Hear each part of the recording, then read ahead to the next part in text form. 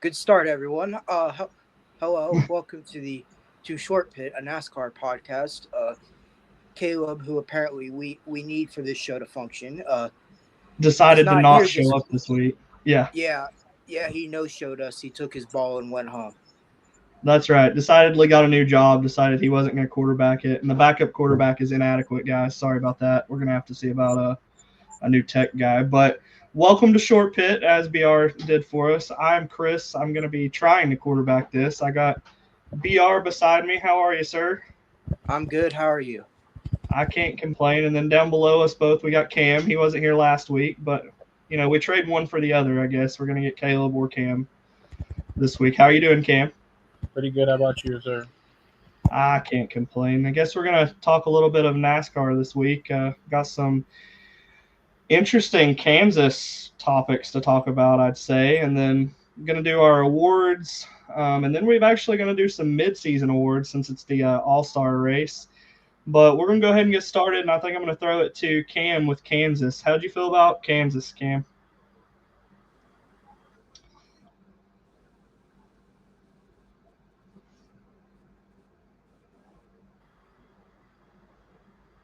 Did I lose you guys? Everything just spun for a second. That's good now. I don't know what that was. That was weird. Yeah, well, we'll just keep on. I'll edit out if I have to, I guess. How'd you feel about Kansas? I mean, it was finally like a half decent race, I guess. I mean, for Kansas standards, it was kind of tame, but like in terms of like the last few races, I've enjoyed it more than like the last four. I can agree with that. Definitely been it was a better product. What about you, BR? Yeah, I agree. It was not. I mean, for Kansas standards, kind of a nothing burger, but yeah, at least it was interesting to watch. Like, I don't want to say unlike the last few weeks, but unlike the last few weeks, it is more interesting to watch and such. So yeah, I can't complain with what we saw. Yeah, I think I could. I'm gonna have to agree with you. I don't have much I can add on to that. I like the fact that we got to see drivers chasing down the lead. I don't feel like that's something we've got in the last couple races. With Elliott chasing Larson down there, and then Keselowski chasing Elliott before he hit the wall. Like, let's talk. We'll talk about that in a minute. How could Keselowski have worse luck? I mean, finally show speed and then smacks the wall with a tire. I mean, that's just horrible. But yeah, Kansas was a nothing burger from SBR said. And like it would be all right. Like as NASCAR fans, you're used to kind of having just kind of a even flow race. But like when the last four have been so bad, everybody was just hoping this would be a banger, and it just kind of wasn't. Yeah, I think you're right. I went into it hoping for like this action-filled show, and it just kind of was a left. Cam's having some technical difficulties. So here, the camera just hold on. Just keep going. All right. Well, let's see here. Since we don't have much to talk about from Kansas, guys, I guess we can go ahead and go into the Kansas awards for the week. So I'll let BR start it off with his driver of the week. Who do we got this week? I mean, it kind of has to be Kyle Larson. I mean, he won everything. He won the pole, won the first stage, won the second stage, won the third stage, won the fastest lap, led the most race laps in a 1.5 mile race like ever. I mean, it has to be him kind of by default. That was true belt to ass by him. It would. Granted, he is a bit lucky that he didn't really have to spend a whole lot of time in dirty air, because the one time he really had to work in dirty air, his car was still good, but not dominant like we saw for the rest of the race. But when you put a performance like he did out there, you kind of have to. I kind of have to give it to him. Fair enough. Cam, how about you? I mean, I echo everything he's saying about Larson. Yeah, like you said, it was the most laps led in a 1.5 mile race that was a 400-mile distance. Like so, But like, to shout someone else out, I mean, Chris kind of touched on it a little a second ago. Like, Six finally showed up. It's been 12 weeks, but Six finally like showed up. So, shout out to him. If he didn't blow a tire, he would have been right in the mix there. So, I mean, it's good to see him performing. There's no reason he should be easily the third best car on that team. It doesn't make any sense. It really doesn't. Agreed. Like I was watching the lap times when he was closing in, and then everything just fell apart when he hit the wall. I was like, that figures. That's like on par for Brad's season. It seems like this year just can't have anything go right. We'll go with Kaleb's pick next. He actually went with Corey Heim. He said, quote unquote here. I don't believe it's his first Cup start though. He said it's his fourth. Yeah, I was fixing to say fourth, but chugged along for a P13. He felt like it was a really impressive run for him. It was quiet. He didn't make any big mistakes. So that was Kaleb's driver of the week, Corey Heim. I'm going to go actually with my guy because it was just nice to see Chase actually have some speed. Even if he did, get screwed over by his pit crew. I haven't seen speed at all since like the Clash, it feels like, especially on a 1.5 miles. So the laps he did lead, even though he got mired back in traffic, it was nice to see.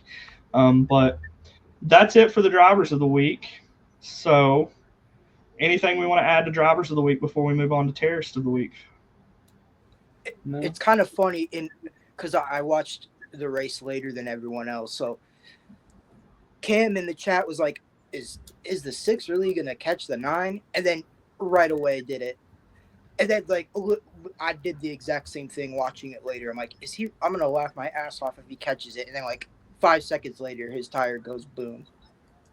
Is it like multiples of 6 maybe that are just going to have problems? Because the 6 and the 12 seem to have some of the worst luck this year. At least the 12 is fast. The 6 has the weird combination of being not fast and unlucky. Yeah, that's true for sure. All right, well, let's go ahead with terrorist of the week. We'll start out with Kaleb since he's not here, and go with which I'm surprised. I'm not surprised, but you guys probably won't be either. He went with Zane Smith, and the reason why is learn how to fucking drive instead of shoving Alex into the wall like a tool. So that was his reason for that. I'm going to go ahead and kick it to Cam for his terrorist of the week. I'll give you guys some love. It's pit crew. The Giants pit crew was terrorist of the week. I mean, if he comes out first or second, he probably wins. Like he seemed like he was better than the 5 at the end of that race. But I mean, you can't lose 9 spots on the final pit stop, and there's no coming back from that. No, I mean, not with the laps that were left in that race either. I can agree with you.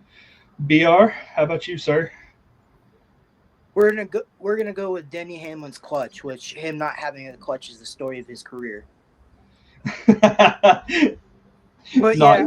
he had a car that was fast enough to win the race, and then his clutch just decided to just head out. He was putting up good numbers, with every pit stop for obvious reasons. He was losing 5, 6, 7 spots of every stop, and he was still able to get back to the front every time until the car just had enough and just died on him. I think I don't know if he would have won, but he certainly would have had a shot of winning if his clutch didn't go out. Definitely.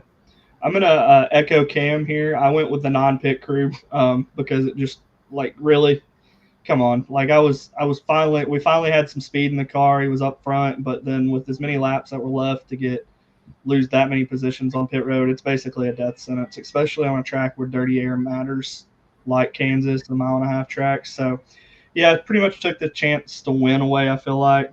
Going to roll with the non-pit crew this week.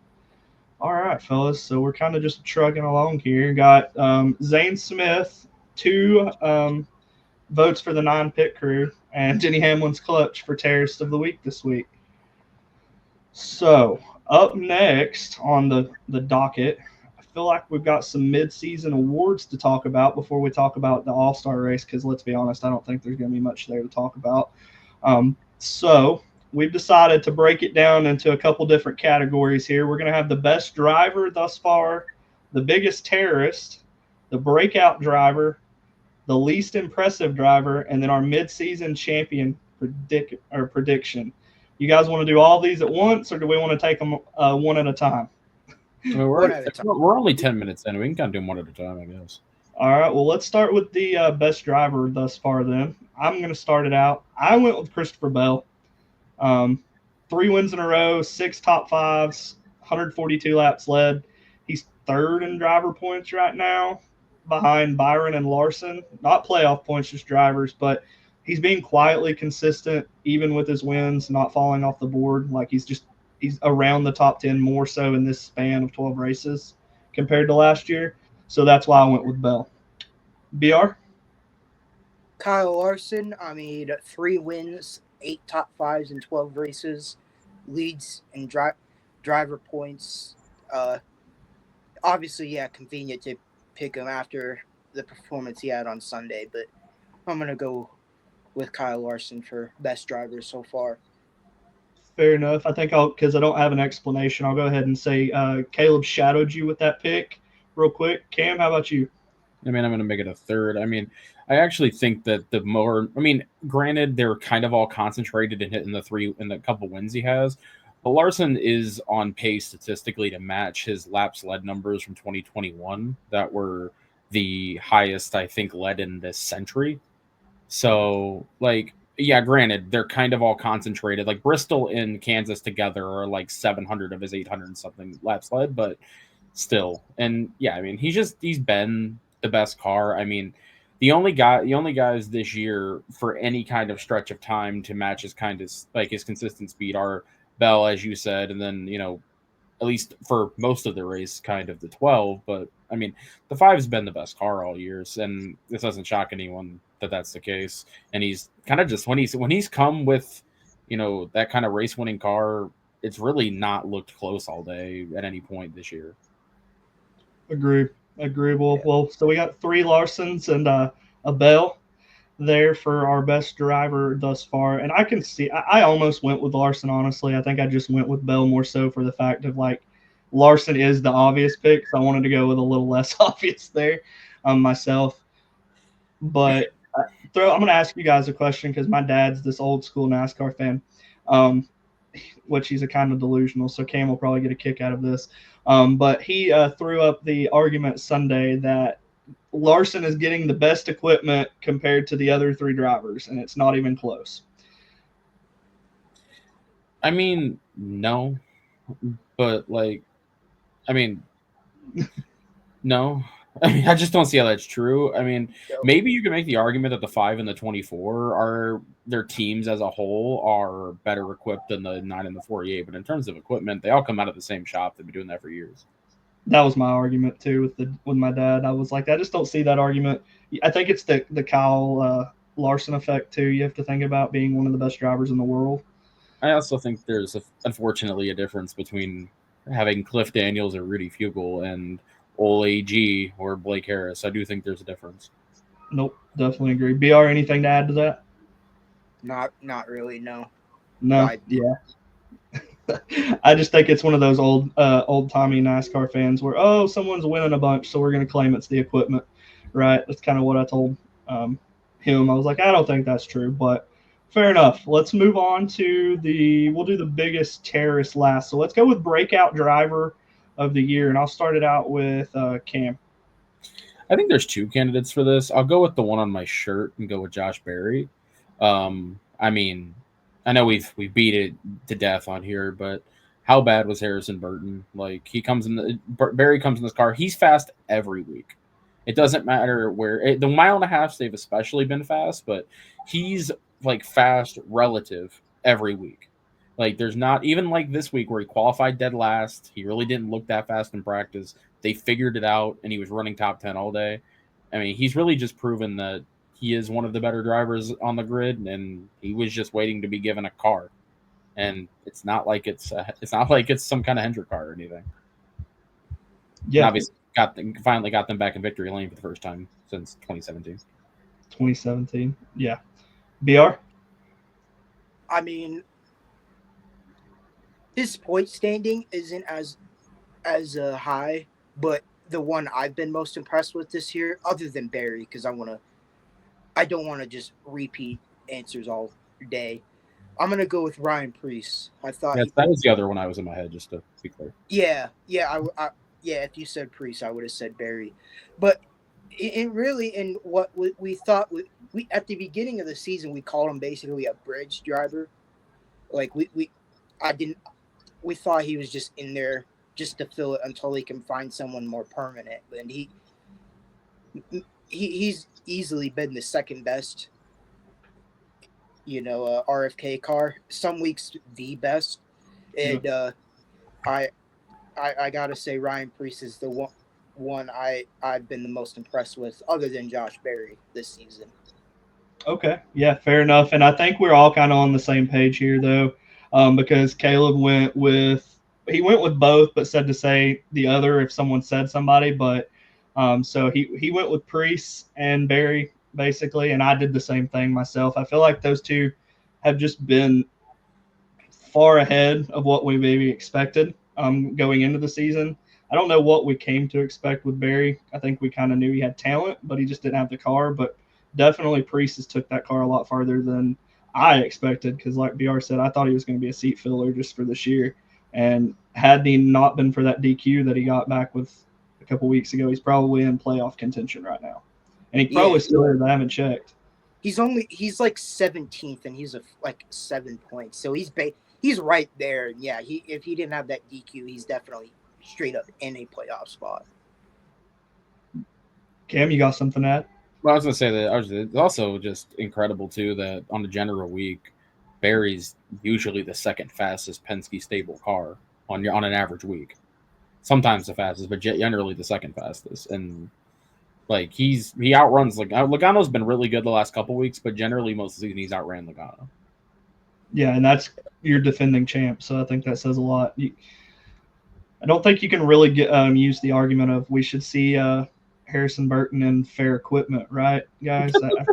I feel like we've saw the fair equipment argument and it's been displeased. So, or disproven. Hey man, we put Cody Ware in the 5 best equipment on out there. We'll see what happens from there.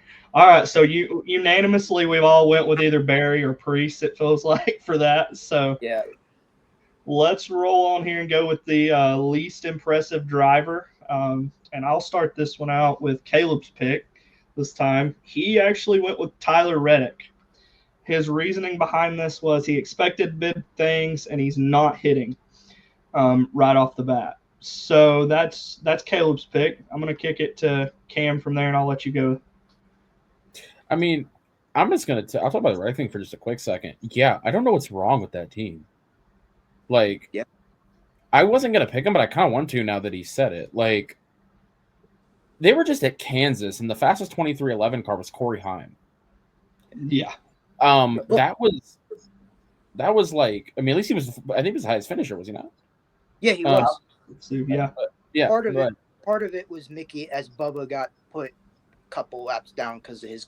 Yeah, no, I know. I'm just saying it's just I want to know what's wrong with the 45. Like he was the worst car of the 2311 cars in that race.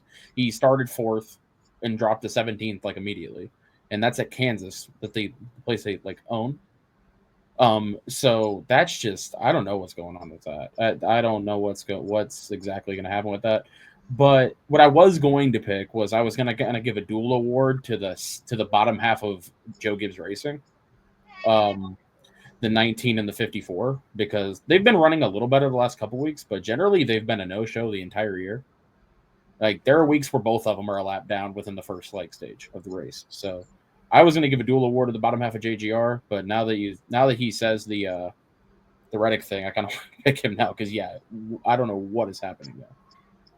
Definitely. BR? I kind of went into this a good bit last week. Shane Van Gisbergen, he no top 5s. His highest finish was 6th at Coda, which he started 6th, so he didn't gain any positions at a road course. Other than that, he had 2 top 20s outside of Coda, but other than that, out just brutal, like not non-competitive brutal. I knew that the ovals were going to be a challenge and a learning curve for him, but I didn't expect him to just be flat out uncompetitive. So for that reason, I'm going to have to give it to the. They need to take off the 88 until he can prove he can actually do something. It's disrespectful to the 88 that it's in 33rd every week, starting behind Cody Ware and Ty Dillon and everything. I could agree with that. Cam kind of took mine in a sense. I went with Briscoe, but honestly, almost did the same thing. Went with Gibbs or Briscoe. Ultimately settled on Briscoe. 4 top fives in 12 races. He's only led 29 laps. Like everybody, I feel like had huge expectations for Chase Briscoe coming into the 19 car. Thinking about it, I'm not really sure why, because it's not really. It's not. I don't feel like the crew chief is up to par. We're going to go ahead and jump on that bandwagon with BR. I am anyway. Now, now everyone is seeing what I have seen the last couple years. I'm with it. I just that's my pick. I think he's probably going to heat up. He seems to be doing better, like Cam touched on recently, but definitely that's my least impressive driver for the year thus far. I want to give a Briscoe Rod. Sorry. I was saying I was going to give a quick shout out to, because when you mentioned Van Gisbergen and like the light bulb went up in my head, this really should have been someone's pick. Where has Trackhouse been all year? Yeah, any of the 3 cars. Pick whatever one. Where have they been? Like, I didn't even think about that, but until he said Van Gisbergen, but I'm like, yeah, he's been awful, but like the one shows up maybe once every 4 weeks. 99 has not been fast any of the 12 races. Agreed. Yeah, I mean, Trackhouse was – I almost went with Chastain, but I feel like, again, he's kind of in that same thing, which I was high on Trackhouse beginning. I thought they were going to I wouldn't say dominate this year, but I definitely thought they'd be better than they've been, and they've not collectively as a team. But what happens if SVG goes and wins 2 or 3 of the road courses left on the schedule? If this way, if he's not in contention for the win in Mexico, like questions need to be asked. Like the downfall needs to be studied of that team, because he should be so far ahead of the curve at that place than any of these guys. Agreed. All right, well, let's go ahead and we'll do the biggest terrorist of the year before we do our midseason champion. BR, I'm going to let you go with your biggest terrorist of the year. The Fox broadcast, they have, even for their standards, they have been brutal this year. For going commercials late in stage 3, acting like they're half asleep, Clint Boyer not knowing how to Clint Boyer not realizing he's not the play-by-play. It's no disrespect to Harvick. I've actually rated what he's done, but not just in the Cup, like in the truck race. I don't mean to pick on her, because I know a lot of people do, and I feel bad because, and I want to clear, it's not because she's a woman, but Jamie Little absolutely sucks, and they need to find someone else to do play-by-play. She's fine, on pit row, she's cool. She's fine, but as a play-by-play, she is just absolutely brutal. And it's just, to me, that's been like, that was the first answer that came to my mind for just season-long terrorists, so I'm going to go with that. All right. Cam? I'm going to take another piece of low-hanging fruit, the car itself.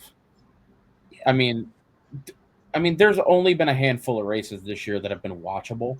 And I don't mean to be the normal NASCAR fan on Twitter that every single week they go on Twitter and talk about how the car is terrible and you do this and that. I mean, you can probably count on one hand how many races this year anyone that seriously watched this has thoroughly enjoyed from flag to flag. There's not a lot going on, and this car had its problems when it was introduced. And the more teams get used to it, the worse it will get, because the more comfortable they get, the better they're going to get at doing the small things they can do to it, and it's just going to keep causing this. So, yeah, I mean, BR, it was either going to be the broadcast team or the car for me, and BR took the first one, so I'll take the car. Yeah, I think this is going to be I'll actually go ahead with Caleb's before mine, because mine's going to be similar to both of y'all's. Kaleb went with the Bristol race. He didn't give me no explanation, but just I'm going to assume for the same reasons that I'm going to echo too. and that Cam echoed. It wasn't a good race. But I went with the car itself. It was either the booth or the car too. I mean, Bristol was horrible. Texas wasn't great. Like these are Texas minus Texas, but Bristol, Texas, and Dega were just they were horrible. Like they weren't great races, but it just wasn't fun to watch. Dega is the real outrageous one there because, you know, for all we say about plate races, we never usually say it's bad to watch or boring. So that they made Talladega boring. That that should have been the race where they're like, okay, I understand they can't just scrap the whole car and start from scratch because apparently everyone's broke.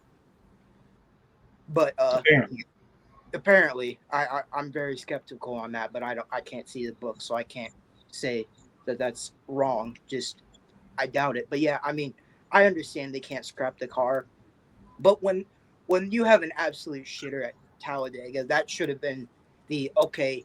We have to do something. Now I'm not an engineer. What that something is, I'm not the one to answer that.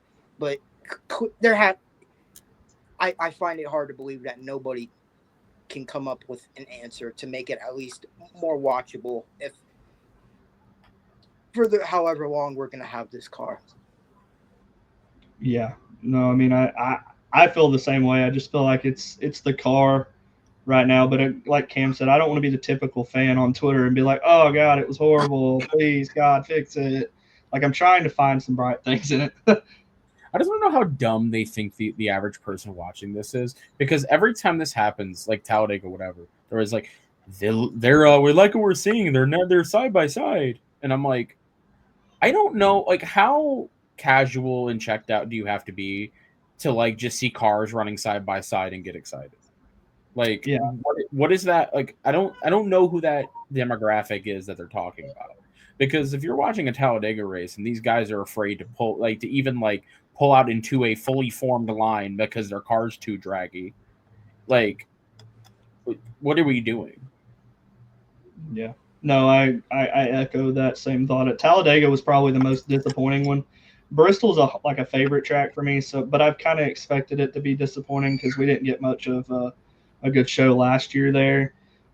But yeah, Dega was probably the big flag for me. I expect at least a little bit of excitement there, and there just wasn't nothing other. Like I said, it looked good on TV when we talked about it, a couple weeks ago, but that was really about it. No moves were made, cars pulled back, and you saw them basically. You could have threw a parachute out the back. They just go to the back with no help. Nobody makes moves because they know that, too. That's the thing. So I agree. We kind of all unison there, either booth or car, other than Kaleb, which I would assume his Bristol choice is for the same reasons.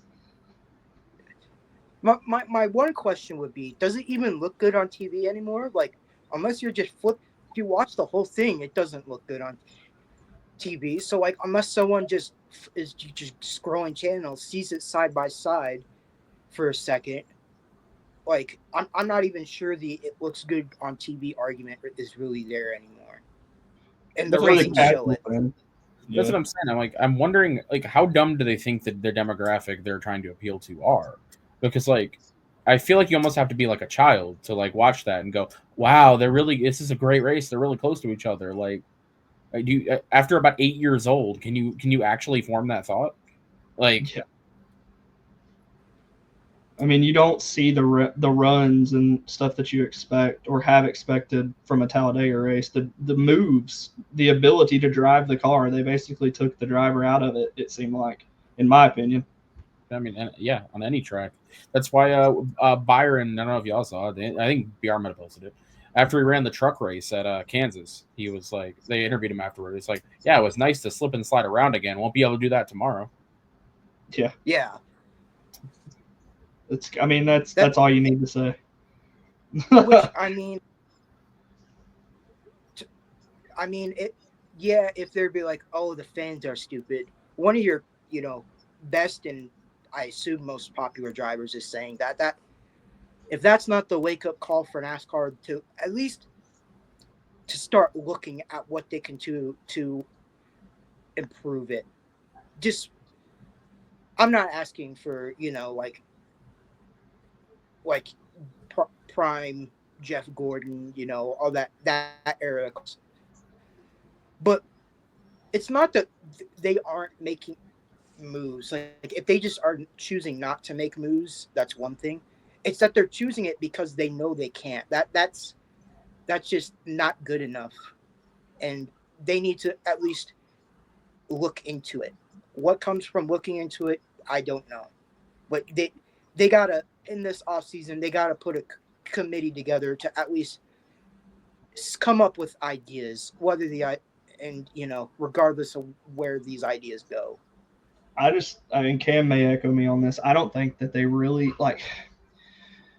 Maybe they do care more so than we give them credit for, but I don't think they really care as long as the France family's pocketing money, right? Because we've had the most popular driver, even if he's not like the most personality based, come out and say this is horrible, right? You've had all the other drivers come out and say this isn't fun over the last couple seasons. Like we need some sort of change, and we've not saw really anything other than tire compounds. I feel like. And like the tire compounds are nothing really. I mean, they're a little softer, but in reality, there's only so much you can do because it's a low profile tire and there's only so much on the tire anyway. Like this whole car was a disaster, and a actual self-respecting sanctioning body would just kind of hit the big red button at this point. Is anyone going before we move on to our champion predictions? I'll ask you guys this. Is anybody going to improvise at the All-Star race? Or is because it's too expensive, like we've all heard, is it going to be a follow the leader? Which we'll touch on a little deeper. Just a quick answer. I mean, I don't mean to, I mean, not be quick, but are you talking about the thing where they were like, bring what you... Whatever? Yeah, run what you bring. I think because the teams declined it, they're just not allowed now. I could be wrong on that. But I think because the team said no, it's now not a thing. Okay. I could be wrong on that. Like, I'm not saying that for a fact, but I'm pretty sure that's what it was. Promoters caution. We'll talk about that in a minute too. All right, let's go. We saved the biggest award for last, the midseason champion. I'm going to kick it off with BR. Who do you got as your midseason champion going forward? That's a good question. I would take Ryan Blaney. Penske cars are demons at Phoenix. He's too fast to not find some wins. I think he'll find his way to Phoenix, and then Penske will do what they do at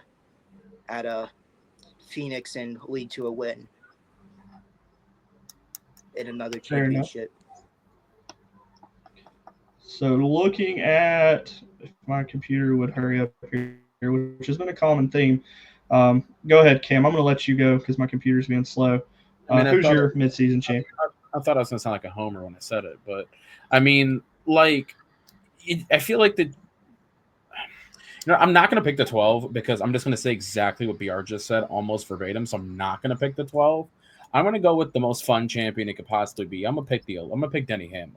That'd be the most fun thing that has ever happened to NASCAR in a long time. He finally gets a title. Like the press that he would generate after that on social media would be incredible for the sport. And not for nothing, well, you and I both kind of alluded to the fact he might be winless this season. He has proven that. I mean, he's only got the one win, but he's proven that way wrong in terms of speed. Like he's fast every week. And if JGR can figure it out at Phoenix, because it seems like Christopher Bell, although Hamlin I do think was second in the spring race. Yeah, but generally Christopher Bell's the only one that tends to be fast there of the JGR cars. But I'm just going to go with it because I kind of want to see it happen because my pick was the 12, and I don't want to just like regurgitate everything BR said.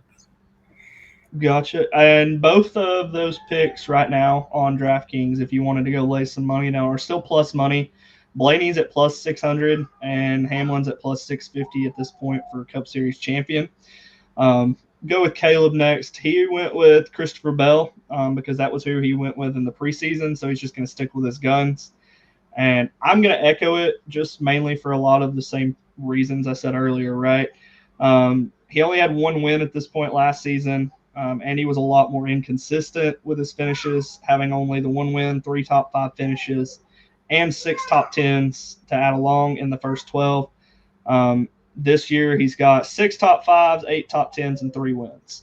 So, I mean, he's showing the performance step up. Him and his team have been a little more consistent overall. So I'm just going to roll with Christopher Bell as well. All right, guys. Anything we want to add to our midseason driver awards? It's just a funny sport because we can just talk about who we think the champion's going to be all we want, but we got Talladega in the round of 8 now. So, yeah. Like, what if Josh Berry gets to the round of 8 and points his way or whatever into the championship, and then he's a 4th Penske car at Phoenix, and he was really fast in the spring? Yeah, like I mean, but like you could, who knows? Like, ironically enough, which I'm sure nobody sees this as a surprise, but Kyle Larson's still in plus money too. He's at plus 275 right now. I feel like that's probably a lock, or the closest lock if you wanted to go with one, just based off the way he's been running recently. But I mean, I'm kind of with you. I mean, it's just a crazy sport because you're right. We could sit here and debate it for the next hour and a half on who we think is actually going to win, and then it can be someone completely different. Austin Cindric wins Talladega in the round of 8 and then wins Phoenix.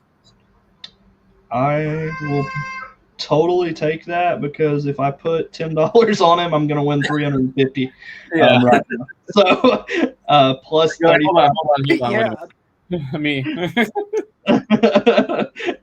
so I mean, I feel like you could easily go through and lay some money on a couple guys and benefit from it. But all right, guys. Well, last on our list of things to talk about this week is the All-Star race, even though I'm not sure it's much to talk about. So I'm going to kick it off with BR. Anything you want to say about the All-Star race? Thank goodness I'm very much looking forward to Prime racing next week, commentating next week, because their first races with the 600 will be next week. So the thing I'm most looking forward to is that Fox is gonna be done for the year, at least for the Cup. But other than that, no. I mean, yeah. Yeah, they're gonna bring the Martinsville tire.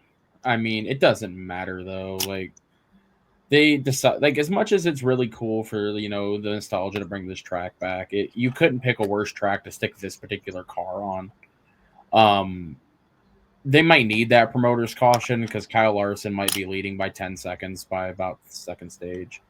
So, I mean, I hope there's some. I'll say this: I hope that there's at least some competitiveness on who's fast, because first time we did this, Larson took Belt straight to ass. Like, it wasn't even. I haven't seen. I mean, in terms of like the difference in speed between him and everybody else, that was one of the biggest like deltas in speed I've seen with this car. Like, he could have lapped everybody if like we went old school, no cautions, etc. He maybe could have lapped everybody. Hopefully we don't see that. Hopefully we at least see some, guys competing for the win. Logano won last year, right? But like, yeah, I mean, and it wasn't really any, because I remember like Hamlin kind of was there, but like no matter what line he chose, he couldn't pass him. Yeah, Logano actually led 199 of 200. Yeah, Bell was the only one who led a lap. It's been 2 belts to ass both times because the leader just gets out front and nothing you can do with them. So, like I said, they're gonna, when that promoter's caution is going to come out. It's going to be with about 2 laps to go with some guy about 15 seconds ahead, and that's what's going to happen. So, like BR said, one more non-points race, and then we're rid of the broadcast team, and we get a pretty good run of races too. We get Charlotte, Nashville, and Michigan, I think the next 3. And then Mexico City too, I believe, is on that, as well as Pocono on the Prime run, isn't it? Oh yeah, because they for some reason they moved Sonoma into like the middle of July, which, I mean, whatever, but that's like, I feel like consistently it's been like the first week of June like my whole life. So yeah, so we're gonna get Charlotte, Nashville, Michigan, Mexico City, and then Pocono for our Prime run. So yeah, I'm with you on that. Minus Pocono, but I'm not a big fan of Pocono myself. We'll talk about that later on this season. I'm with you. I don't feel like this All-Star race is really going to be much of anything to watch. Now, with that being said, of course, I'm still going to watch it because I'm a fan. But 2 belt to ass, whippings in the last 2 All-Star races on this track. It's just not a good car right now until something has changed. So I just hope that maybe we get some fireworks like last year after the race with a sucker punch to the jaw that salvaged that weekend. I feel like a little bit. Yeah, I mean, the best we can hope for is that the leader doesn't just hide. The best we can hope for. Definitely, yeah. I mean, maybe Stenhouse will get turned and he'll hang around after the race and get someone to hold his watch like he did last year with Kyle Busch. All right, fellas. Well, we've done everything. To Rocky. Yes, I'm with it. And give Casey Kane a seat. No, I'm just kidding. Not in this car, anyway. Hey, we get the return of Harrison Burton this week. Is everyone excited? Yeah, absolutely. Caleb's already laid his money on him, I'm sure. He just won't tell anybody. Harrison Burton to win the All-Star race. All right, guys, let's do some predictions real quick because we don't have a set field. I'm going to go with whoever's the pole position starter as the winner of this race. I mean, that's safe. That's so safe. It'd be hard for it not to be. I know, it's literally just who wins the poll. And the way they do it, it's hard to actually know who that'll be. So, you know what? I'm just going to go with Ryan Blaney. Here's why. Because there's either one of two things. This is either a championship run or it's 2022. And if it's 2022, he's going to win this race. There you go. Oh, we'll go with that. Well, there you go. BR, we're going to go with a Bubba Wallace pick this week just for shits and giggles, as some people would say.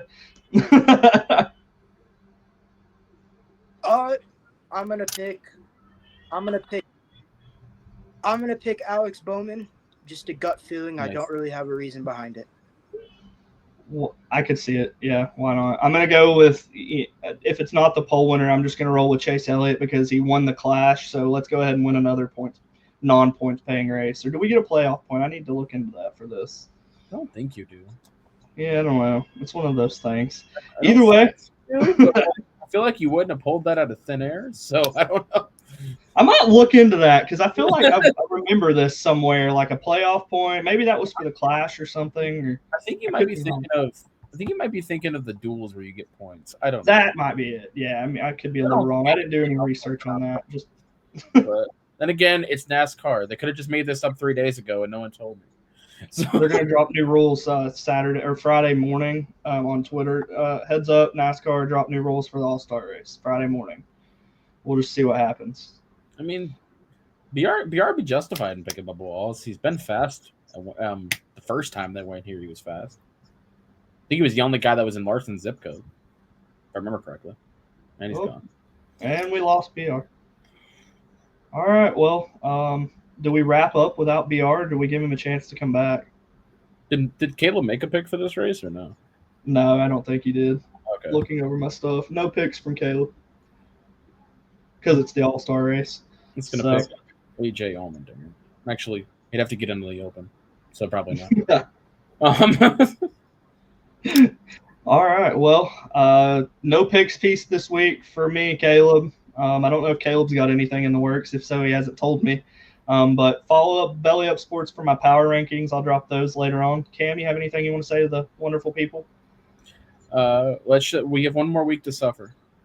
One more week. That's it. Just one more week. And then we get Junior back in the booth. We get Junior and we get the Coke 600, which if this car doesn't race well at it, I mean, I argue that Charlotte is where it's raced the best. Like Kansas has obviously been great too, but Charlotte has been really its shining star. If the 600 sucks, we might have to do some reconsidering. I agree. All right, well, let's say bye for BR as well. We'll see you guys next week. Remember to follow us and subscribe on all of our social media pages. Short Pit NASCAR Podcast, and we'll see you guys after the All-Star race before the Coke 600.